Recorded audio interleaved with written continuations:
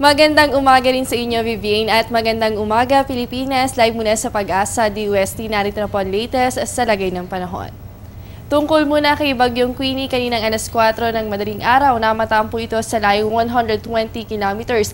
Hilaga po yan ng Puerto Princesa City. Taglay pa rin ang lakas ng hangin na nasa 55 kilometers per hour at inaasahan na kikilos ito west-northwest sa bilis na 24 kilometers per hour. Sa ngayon, nakataas po ang Public Storm Warning Signal number 1 dito sa May Palawan.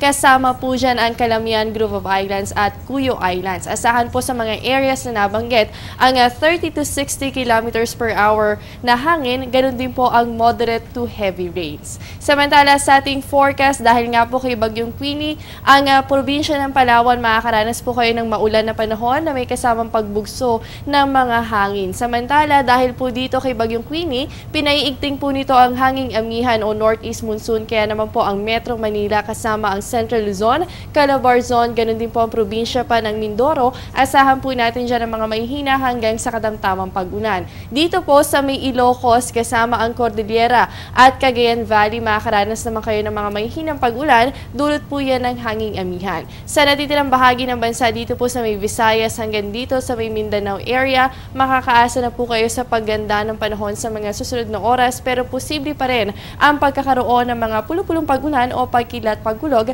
lalo na sa hapon o kaya naman ay sa gabi.